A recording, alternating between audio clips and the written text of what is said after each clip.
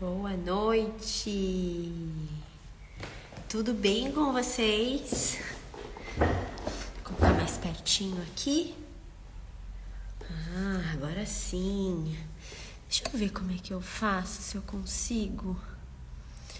Não sei se o tema aparece fixado para vocês. Deixa eu ver. Júlia Ohana, me ajuda? O tema da live aparece para você fixado embaixo da minha imagem? Aparece o tema da live embaixo? Me avisa. Josilene, faz um favor para mim. O tema da live aparece fixado para você aqui embaixo da minha imagem? Embaixo não? Só em cima, quando você clica, aí ele abre? Eu queria deixar ele fixado embaixo, só em cima ao lado do nome ao vivo. É exatamente como aparece para mim também. Embaixo não aparece, né? Eu queria que aparecesse embaixo. Apareceu sim, por isso entrei. Mas Josi, que você apareceu para você, você tem que comentar e fixar o comentário. Vamos ver se eu consigo. Será que é isso? É que você apareceu para você o tema porque o Instagram te avisou que eu entrei ao vivo. E aí apareceu o tema, mas eu tô falando aqui embaixo. Vê se aparece. Eu vou tentar o que a Júlia disse. Vou colocar aqui, ó. 3 erros fatais na educação dos filhos. Vamos ver, eu tenho que fazer o comentário, é isso? E clicar em fixar? Deixa eu ver, ó. Fixar comentário. Agora apareceu. Agora apareceu. Júlia, tô te devendo essa. Boa noite, gente. Tudo bem? Ó, gente... Josi, agora apareceu. Era isso que eu queria. Que aparecesse embaixo aqui. Porque às vezes a pessoa entra e não clica lá em cima, né? Ou às vezes acontece a mesma coisa que aconteceu com a Josi. Ele só avisa, manda lá o tema, mas quando a pessoa entra, a pessoa não sabe do que eu tô falando. E muitas vezes as pessoas vão chegando aqui, né? Agora vai ficar o tempo todo aí. É isso aí, porque tá fixado. E aí as pessoas entram e aí pega pela metade, né? E às vezes no fim até, entra no fim e até não sabe do que eu tô falando. Então, e aí muita gente também não sabe mexer, né? Eu também confesso que não sei mexer 100%. Uma das provas tá aí, precisei da nossa amiga pra me ajudar, né, Júlia? Muito obrigada. É isso aí, gente. Boa noite pra quem tá chegando. Tá muito frio por aí? Aqui tá frio, gente. São Paulo tá frio. Olho todo dia a previsão do tempo pra ver se no dia seguinte vai fazer um tempo mais quentinho. Mas tá difícil. Hoje a previsão era de um pouquinho mais de calor. Mas confesso que eu não senti calor. Teve um solzinho meio mais ou menos mirrento, mas não ajudou. Então vamos lá. Boa noite. Muito prazer para quem não me conhece. O meu nome é Gabriela Panzarini, eu sou mãe do Lucas de 3 anos, sou educadora parental formada pela Escola de Educação Positiva e hoje no nosso papo de mãe aqui, as nossas lives de terça e de quinta, hoje nós vamos trazer os 3 principais erros, né, os 3 erros fatais aí para a educação do seu filho. E eu queria primeiro começar falando para vocês que por que eles são erros, né? Por que são esses e não são outros? Na verdade, gente, tem uma infinidade de coisas que nós fazemos que não é o mais apropriado na educação dos filhos. E aí cada um vai ter algo que realmente vai ser mais presente ali na sua educação, baseado nos valores, nas crenças, na educação que trouxe, que teve dos pais e tudo mais. Então, eu quero deixar aqui bem claro que são erros que, se eu não for falar todo mundo, mas 99,9% de nós fazemos e replicamos, né? Isso porque veio da nossa infância, mas replicamos isso também com os nossos filhos. E para você pode ser um pouco diferente, uma coisa pode pesar mais do que outra. Ah, não, Gabi, para mim isso é mais sério do que isso. Não concordo com você nisso, né? Porque cada um tem sim a sua percepção, mas são baseado no que a gente vê de mais comum, tá?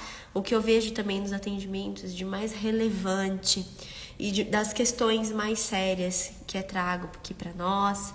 Então, o que eu sempre bato muito na tecla e o que é mais importante, tá bom? Então, por isso que nós vamos falar desses 3 principais erros.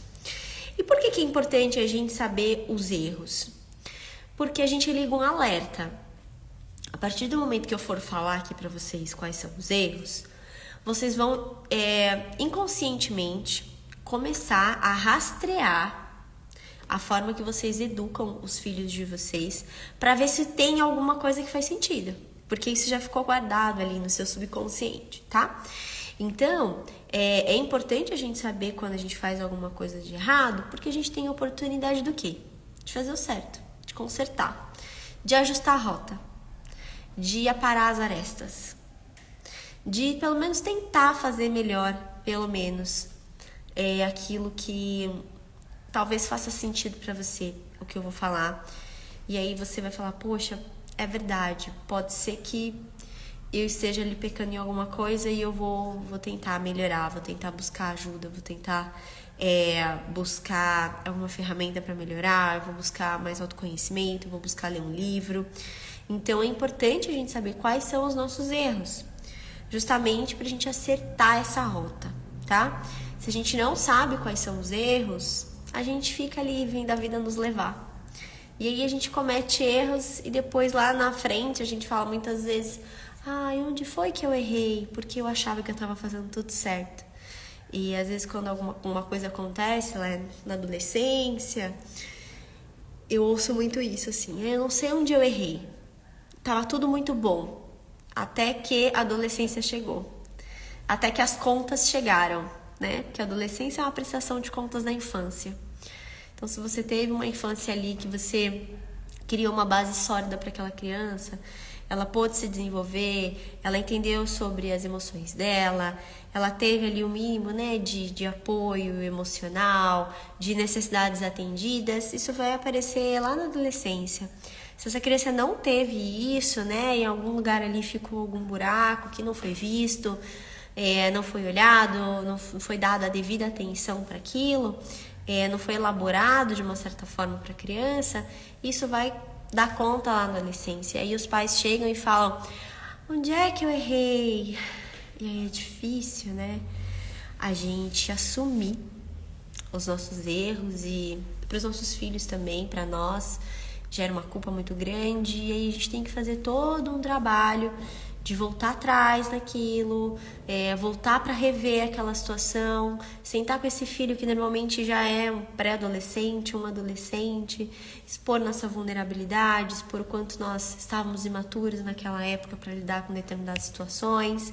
Então é importante que a gente saiba quais são os erros, os principais, pelo menos aqui eu quis trazer 3, eu pensei em 5, mas eu falei, vamos falar em 3, que aí a gente fica mais sucinto e eu consigo falar mais, esclarecer mais sobre esses 3 erros para vocês. Então é importante a gente saber quais são os erros, para a gente ter um foco nos acertos e lá na frente a gente vai poder, né, não ter que fazer essa triste pergunta, né, onde foi que eu errei?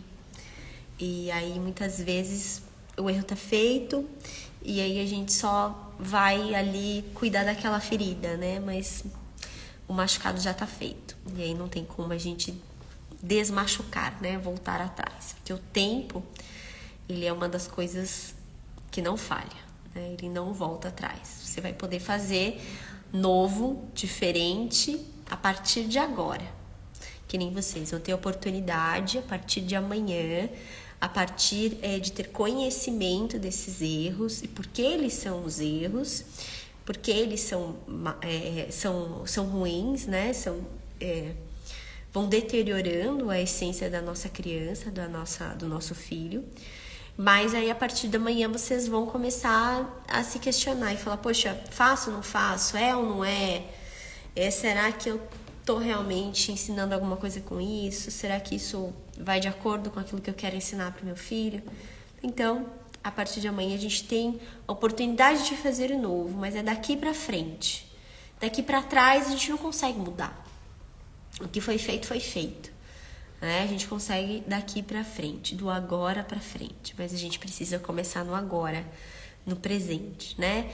E para isso a gente precisa ter conhecimento e reconhecer quais são realmente o que a gente precisa melhorar, tá bom? A gente sempre tenta acertar, claro, a gente quer o melhor para os nossos filhos, a gente os ama, a gente quer que eles sejam muito felizes, prósperos, abundantes, mas nós somos seres que erramos, seres que não somos perfeitos e não tem jeito, a gente vai traumatizar, a gente vai errar, mas se a gente puder minimizar com conhecimento, com autoconhecimento emocional, né, com todas as ferramentas e estudos que nós temos hoje, nós estamos aqui para isso, tá bom? Então vamos lá. Se você conhece alguém que seria legal estar aqui nessa live, ou que você quer compartilhar esse tema sobre os 3 erros, né, fatais, principais na educação do seu filho, manda aqui, ó, um aviãozinho aqui no canto, tá bom? Manda para essa pessoa. A live normalmente fica salva no feed, tá? E eu também coloco a live lá no YouTube. Muita gente gosta de ver depois e gosta de ver um pouquinho mais rápido. Então eu coloco lá para vocês colocarem lá em 2x, 3x, 3x não tem ainda, né? 2x, para que vocês consigam acompanhar o conteúdo de uma forma mais dinâmica, enfim, que vocês consigam absorver, tá bom? Então vamos lá? Gabi, uma pergunta. Pode ser que eu tenha outros erros? Claro, tá? Mas a gente vai dar atenção hoje para 3 deles. Por que ele pode ser um erro para mim e não pode ser um erro para você? Porque depende dos seus valores e das suas crenças, tá bom? Então vamos lá. Primeiro erro, autoritarismo. O que é o autoritarismo? É o poder do menor sobre o maior. Nós nos julgamos, né, maiores, porque somos os pais, e o menor é a criança. Quando eu entendo que a criança tem que me obedecer porque eu sou o pai, eu sou a mãe, porque quem manda aqui sou eu, e enquanto estiver debaixo do meu teto, vai ser do meu jeito. Eu não ouço essa criança, eu não dou vazão para aquilo que ela pensa, para aquilo que ela acha. Eu não sei acolher essas emoções, essa criança que pensa diferente. Eu oprimo de formas tanto com violência física quanto com violências emocionais, né? Com chantagens, com humilhações. Eu estou violentando essa criança, eu estou sendo autoritário com essa criança. Eu estou usando do meu poder de pai, né, de mãe, para fazer com que aquela criança faça aquilo que eu julgo que é certo. Então, por exemplo, quando a gente chantageia um filho, a gente está usando do nosso poder de pai e de mãe. A gente usa uma máscara, né? Dizendo que eu sei o que é melhor para ele. Muitas vezes a gente sabe, mas a gente tem outras formas de fazer isso. Quando a gente pede para que o filho não chore, né? Engole esse choro, senão aí que você vai apanhar mesmo, né? Eu tô sendo autoritário, eu tô pedindo que ele negue algo que é fisiológico dele, que é colocar as emoções para fora, que é chorar, que é expressar aquilo que ele tá sentindo, porque eu não quero ouvir choro de criança, porque eu acho que isso é uma fraqueza, porque eu aprendi que isso é uma fraqueza. Isso é ser autoritário. Muitas vezes a gente tá muito no automático, né? Quando nós somos autoritários. Nós não temos consciência disso e nós vamos lá e infringimos a força, né? A força emocional ou a força física até, né? Quantas crianças hoje apanham tapa no rosto, tapa na cabeça, tapa na mão, de cinta ainda. Muitas crianças hoje ainda sofrem violências físicas. Tem crianças que são furadas com garfo. E isso é muito sério. Isso precisa ser denunciado também, porque infringe as normas e os estatutos da criança e do adolescente e o Código Penal. Então é muito importante que a gente saiba que autoritarismo é diferente de você ser uma pessoa que tenha autoridade. E é isso que a gente sempre fala aqui no nosso perfil, né? E que eu falo também para as pessoas que eu tenho acompanhado individualmente. A gente precisa exercitar o nosso poder de ser autoridade, não exercer o autoritarismo. O autoritarismo fere, traumatiza, não ensina nada e só gera adultos que vão praticar isso também com seus filhos, porque é algo que é um padrão que é aprendido. Quando você muitas vezes vê um homem gritando com o filho, enfim, ou uma mulher, você pode olhar para a família dele, para os exemplos que ele teve dentro da casa dele. Normalmente foi assim que ele foi tratado, né? E ele acredita que esse é o caminho. Só que ele está cheio de dores, de traumas, de travas emocionais, de crenças limitantes, mas porque ele apanhou e não morreu, né? Ele acha que tá tudo bem com ele e que até fez bem para ele, né? Porque essa é a história que os nossos pais nos contam. Porque essa também é a história que eles repetiram dos nossos avós. Então, normalmente, essa violência, esse autoritarismo, ele é passado de geração a geração. Quinta-feira eu vou dar uma aula sobre isso e eu também vou falar bastante sobre isso, né? Sobre o quanto é importante a gente ser autoridade para os nossos filhos, autoridade de confiança. A criança, gente, ela tem uma necessidade muito genuína, que é de apego. O que é o apego? Eu preciso garantir, né, que essa criança, que eu como criança, né, eu preciso garantir como criança que eu tenha as minhas necessidades atendidas. Necessidades do quê? Físicas e emocionais. Então, físicas, alimentação, trocar fralda, dar banho, tá? Contato é uma necessidade física.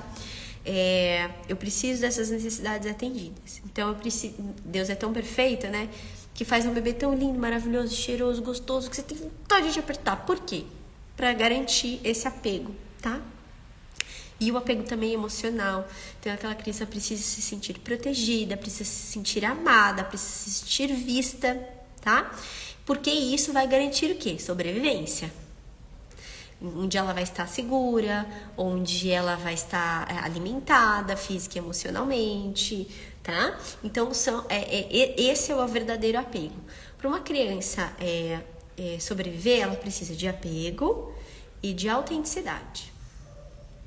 Quando ela é autêntica com seus sentimentos, com aquilo que ela precisa, então ela chora, ela tem o apego atendido, né? Ele tem colo. Ele chora e ele tem o peito, por exemplo. Ele chora, ele tem colo, tá? Então é o mecanismo, né, de sobrevivência de nós, seres humanos e dos bebês. Qual que é o mais importante dos dois, né? O mais importante dos dois é o apego, tá? Ela abre mão da autenticidade dela de quem ela é de verdade, para ter o apego. Então, muitas vezes a gente vê aí adultos, né, que se moldam, que não sabem falar não para os outros, que não sabem impor os seus limites, que não consegue colocar limite nos outros. Por quê? Porque essa necessidade aqui de autenticidade foi negada. Porque ela teve que negar isso para ser atendida nas suas necessidades de apego. Então ela deixa muitas vezes, né, a gente deixa muitas vezes a nossa essência, quem nós somos, para sermos aceitos e sermos protegidos. Então é assim que funciona. Então o autoritarismo quando você deixa, né, de ser essa essência, a força, na violência, no grito, no bater, no aquele açoitamento da criança, para garantir o quê? O amor dos pais. Para garantir o apego. para garantir que você seja amado, para garantir que você seja aceito.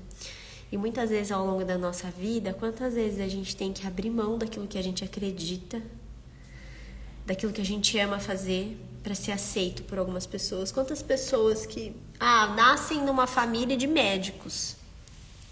E aí o pai é médico, a avó é médico, a mãe é médico, todo mundo é médico. Aí o que você vai fazer? Não, fazer medicina. Fazer medicina, sua família tem uma clínica, tem um não sei o quê, tem que fazer medicina, tem que dar, né, tem que seguir aí o bando. Medicina, e não tem outra escolha, você tem que fazer medicina. E a pessoa gosta, sei lá, de artes, quer ser pintor, quer ser músico. Daí muitas vezes ela abre mão dessa essência, abre mão de quem ela é, daquilo que ela acredita, daquilo que pulsa o coração dela, daquilo que faz o coração dela cantar, para atender as necessidades de apego, para ser aceito, para ser quisto, para ser validado, para ser amado. Então essa é uma necessidade genuína, né? A gente se sentir amado, se sentir quisto. Lá no começo a gente precisa garantir todas essas questões por uma questão de sobrevivência. E durante a nossa vida a gente também fica querendo nos abastecer desse amor, dessa aprovação. E como é difícil a gente se livrar do olhar de aprovação das pessoas. É muito difícil. Mesmo que ninguém nos cobre, a gente se cobra, né? E essa questão de carreira, ela é muito séria. E as pessoas realmente, elas, muitas vezes, né? Elas pedem arrego. Elas acabam com a sua própria vida. Elas não conseguem dar sequência à sua vida. Elas entram numa depressão profunda porque elas não conseguem ser elas. E elas não conseguem falar não, com medo de desaprovar. E isso vem através do autoritarismo. Não, você tem que fazer medicina. Você tem que fazer medicina, seu pai fez medicina. Imagina ter uma clínica para você, você já tem tudo na mão. Como que você não vai ser médico? Né? Então eu não olho para a essência dessa pessoa, desse filho, desse ser. E aí eu imponho através do autoritarismo, através das minhas regras, através do maior sobre menor. Eu sou o seu pai, eu vou pagar medicina para você e você vai fazer. E eu não vejo a essência dessa pessoa. Então esse é o nosso primeiro erro, autoritarismo. Alguém já viveu aqui uma situação de autoritarismo na vida? Eu confesso que eu me sinto bem gatilhada com autoritarismo. Quando eu vejo alguém sendo autoritário com uma criança, se eu posso, eu faço alguma coisa. Se eu não posso, eu saio de perto. Porque é bem difícil para mim ouvir alguém gritando ou impondo alguma coisa para uma criança. A gente tem que saber formas de fazer diferente, tá? E eu tô aqui para ajudar vocês a fazerem isso, tá?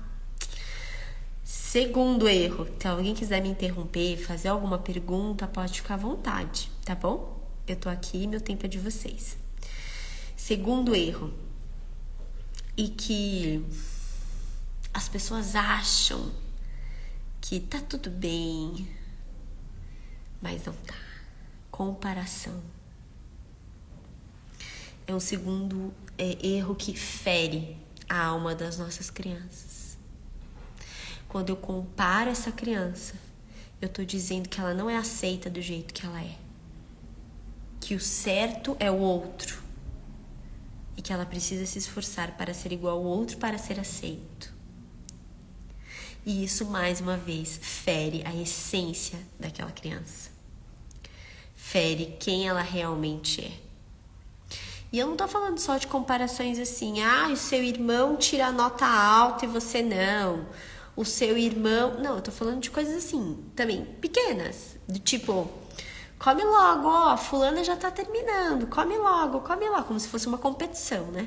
Fulana tá terminando já, não vai ganhar doce. Fulana vai ganhar doce e você não vai. Comparando os irmãos, né? Ou então assim, fulano é preguiçoso, a outra não. A outra é ágil, a outra percebe as coisas no ar. Né? Não consegue valorizar que cada um tem os seus desafios tem seus pontos a melhorar e tem as suas coisas maravilhosas. Somos assim com todo mundo. Todo mundo é assim. Todo mundo é feito de coisas a serem melhoradas e coisas boas. Somos assim, somos feitos assim e seremos assim até o final de nossas vidas. Estamos aqui para melhorar, para nos tornar pessoas melhores, mas vamos continuar sendo dessa forma.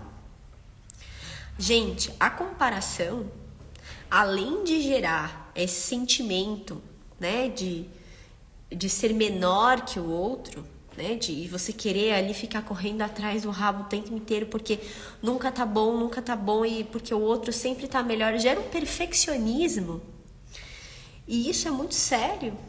Quando a gente é uma pessoa perfeccionista, nunca nada tá bom, nunca nada é o suficiente. E eu vou dizer pra vocês que a vida de uma pessoa perfeccionista, ela é muito triste. Porque ela não se vê aceita, ela não se vê merecedora. Ela percebe que nada que ela faz dá conta. Porque ela não aceita nada além do perfeito. E o que é o perfeito? É inalcançável esse perfeito. A perfeição ela não existe. E muitas vezes os relacionamentos dessa pessoa são uma tragédia. Por quê? Porque ela se cobra o perfeccionismo, ela cobra do outro o perfeccionismo. Olha que loucura. E aí como é que é a vida? Um inferno. Porque nunca nada tá bom. Imagina você viver com uma pessoa que reclama o tempo inteiro porque nada tá bom, nem com ela, nem com o outro, nem com o relacionamento, nem com nada. Então, quando a gente compara os filhos, os amigos, quem quer que você seja, ou muitas vezes, né, tem pais que falam e ficam comparando, por exemplo, na sua idade eu já tinha um filho, eu já pagava a conta na minha casa, na sua idade eu fazia isso, aquilo outro, imagina, na idade dele eu já andava, eu já corria. A comparação, gente, ela começa desde a gestação. A gente começa a comparar, porque a gente não entende que cada momento é um momento, que cada bebê é um bebê, cada desenvolvimento vai ser cada história é uma, nós somos seres únicos. É irreal a gente ficar querendo comparar as coisas e comparar as pessoas. A única comparação saudável é de você com quem você era alguns anos atrás. Porque isso vai mostrar o quanto que você está progredindo, o quanto que você está avançando no seu desenvolvimento pessoal, na sua parte moral, na sua parte intelectual. Olha, eu não sabia isso, eu não sabia inglês há 10 anos atrás, agora eu sei. Eu não sabia, por exemplo, entrar aqui numa live, agora eu sei. Olha, já entrei, já aprendi, já fiz. Eu não sabia fazer, por exemplo, não sabia cuidar de uma casa. Hoje, olha, eu cuido da minha casa, eu tenho meu filho, eu faço comida. Eu casei sem saber fazer nada. Eu faço tudo em casa hoje. Eu lavo, eu passo, eu cozinho, eu faço tudo. Eu cuido de filho, eu dirijo, eu faço tudo. Olha quantas habilidades eu aprendi. Então, essa é a comparação saudável. É você olhar para quem você era 10 anos atrás, a forma que você pensava, as coisas que você acreditava e falar quanta coisa eu aprendi, quanta coisa eu melhorei, quanta coisa eu estou conseguindo transbordar também para as pessoas a partir desse meu conhecimento, a partir desses meus esclarecimentos. E de verdade, gente, essa é a única comparação que vale. Porque só você sabe da sua história, de quem você é, das dores que você teve, de todas as pedras no caminho que você teve que tirar para continuar ali, firme e forte. Essa é a única comparação. Então não comparem o filho de vocês, a história de vocês, com a história da outra mãe, com a história do outro filho. Cada mãe é de um jeito, enfrenta uma dificuldade, tem uma realidade diferente, e os nossos filhos são diferentes uns dos outros. Então, rastreia aí quais são os tipos de comparação que você faz. no dia a dia com seus filhos? Dá uma rastreada assim, ó. Bom, comparação na comida, comparação com os irmãos, comparações com os primos. Ou então, comparação do tipo assim, ó. Eu já passei por essa, não sei se vocês já passaram. Ah, sua prima fez isso, isso e isso, foi pra não sei aonde. Ai, que legal. Você nunca vai ter isso. Você pode desistir que isso não posso te dar. Sua prima tem isso, isso, isso, porque é isso, isso e isso. O pai e a mãe assim é assado, mas você, ó, você nunca vai ter. Comparação cruel, é assim? Taxar uma criança e colocar na cabeça dela que ela nunca vai ter aquilo. Ela tem a vida inteira pela frente. Nunca. Nunca é uma palavra tão forte, né? E aí você gera uma comparação, né? E aquela criança fica sempre olhando e modulando aquela outra. Eu tenho ela tem aquilo, ele tem aquilo, mas eu nunca vou poder ter a mesma coisa. Eu nunca vou poder ir nos mesmos lugares. E aí gera aquela comparação. E aí você fica sempre com aquele sentimento de inferioridade, de que você é menos, de que você não consegue, de que você não pode, que aquilo não é pra você. Pode ser pra outra pessoa. Mas pra você não. Você vem de outro lugar.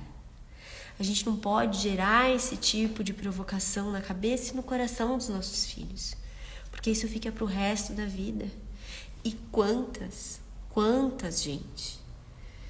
Quantos relacionamentos de irmãos são feridos profundamente porque os adultos não têm inteligência emocional para lidar com as diferenças dos filhos, para lidar com as situações de embate dos filhos que vai ter normal.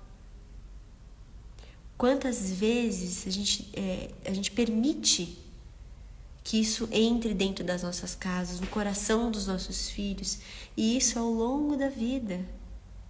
Lá na frente, mas poxa, eles não são amigos. Quanto que eu colaborei para aquilo? De forma positiva e de forma negativa? Será que eu posso fazer melhor hoje? O que será que eu posso fazer melhor hoje para tornar essa relação mais amigável? Sem tomar partido, sem comparar, sem julgar, entendendo que cada um tem a sua necessidade, entendendo que cada um tem o seu lugar ali. O que eu posso fazer a partir daqui? Será que o meu diálogo pode ser mais claro? Será que eu posso ter uma comunicação mais assertiva, mais amorosa, menos violenta? Então, todos esses pontos precisam ser vistos e olhados com carinho, tá bom? Então, o primeiro foi autoritarismo, o segundo, comparação, e agora nós vamos para o terceiro. Vamos lá? Qual será o terceiro? Deixa eu tomar aqui um golinho de água. Porque falar, ó, seca a boca, viu? Nosso terceiro erro, último e não menos importante, ser negligente. O que é ser negligente, gente? Negligente inclui, né, tanto questões físicas quanto questões emocionais. A negligência, ela pode ser tanto no caráter físico, né, de abandono, negligência de alimento, negligência de cuidados, negligências de levar ao médico, negligências de não proteger aquela criança fisicamente. Eu tava hoje tava voltando de manhã, né? Eu levanto e aí esses dias que o Lucas tá de férias, eu tô levando ele num lugar pra ele brincar, meio período. Pra que eu também consiga fazer meus atendimentos, fazer minhas coisas aqui, enfim. E aí, quando eu volto, eu pego um caminho que eu passo atrás, assim, de uma comunidade. Mas é uma comunidade bem pequena, assim. E aí, tinha um menino de uns 5 anos. Não tinha 5. Tinha uns 4. E o que me chamou a atenção, porque a idade é bem próxima do meu, né? Ele tava brincando no chão. Não sei se ele tava fazendo uma pipa. me deu a impressão que ele tava mexendo em alguma coisa no chão. Eu passei de carro, dei uma olhada assim, que me chamou muita atenção, que ele tava sozinho. Ele tava sozinho. Gente, tem uma coisa que eu morro de medo, de me roubarem meu filho. Eu tenho medo.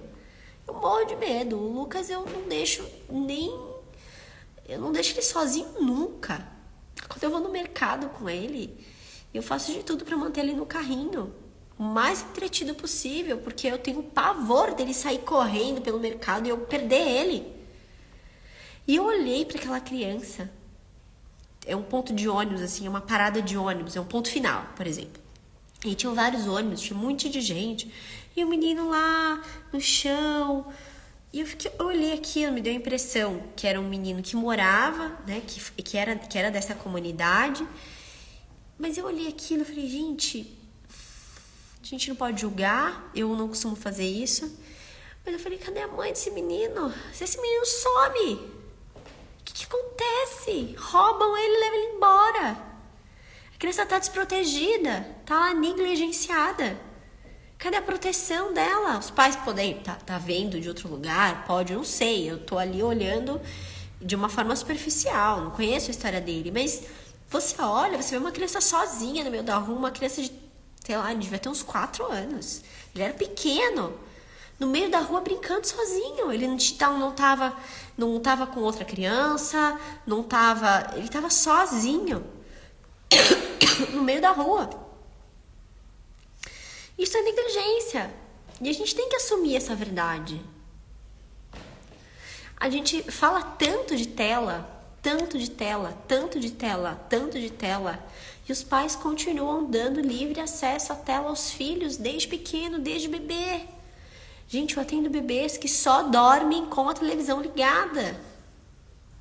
A gente tem infinitos estudos hoje sobre como a tela deturpa a imagem, o cérebro da criança, acaba com a atenção, déficit disso, déficit daquilo, e as pessoas ainda deixam livre a tela para a criança. Não tem controle de nada, de tempo, de conteúdo, não tem aparato emocional para sustentar aquilo, não consegue tirar. A criança dorme vendo televisão, a criança brinca vendo televisão, a criança come vendo televisão, a criança... Que mundo é esse que nós estamos apresentando para os nossos filhos? Isso é negligência. E quando nós somos pai, ai, Gabi, mas dá muito trabalho. Eu não tenho tempo. Então, mas ter filhos é isso. Demanda tempo, trabalho, esforço. Essa é a realidade. É assim que funciona. Quando a gente tem um filho, planejado ou não, a gente tem que ter isso em mente. Nós temos que ser responsáveis por aqueles filhos. Por aquilo que eles veem, o ambiente em que elas estão, aquilo que elas consomem, aquilo que elas se alimentam.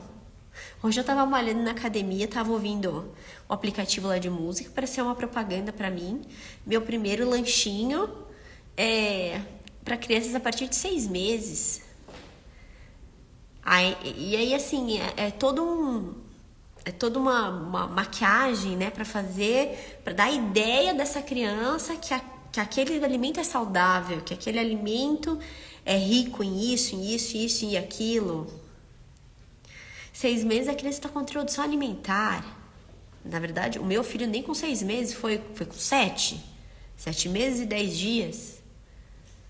E aí a gente começa a entrar numa negligência. Peraí, o que meu filho está comendo? O que eu estou dando para ele comer? Com 6 meses de idade, mas é fácil, eu não tenho tempo.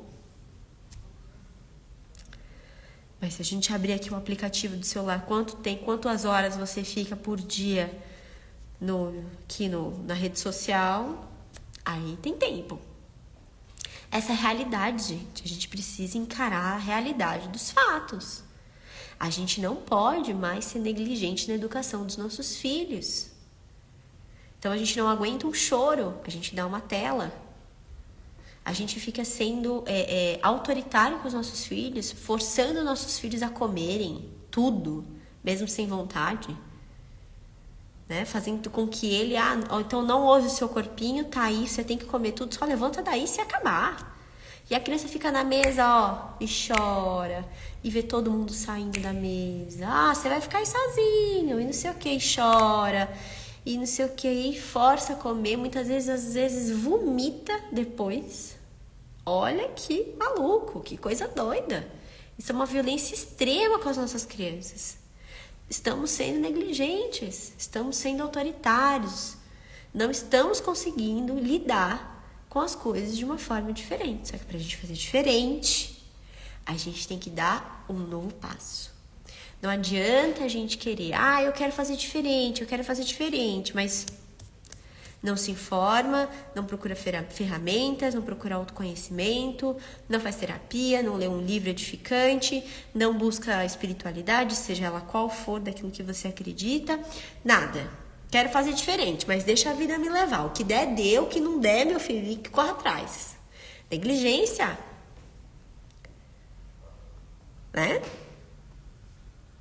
Então é importante que a gente esteja alinhado e ciente da nossa verdadeira importância na vida dos nossos filhos, como guias, né? Como pessoas que estão ali para orientar.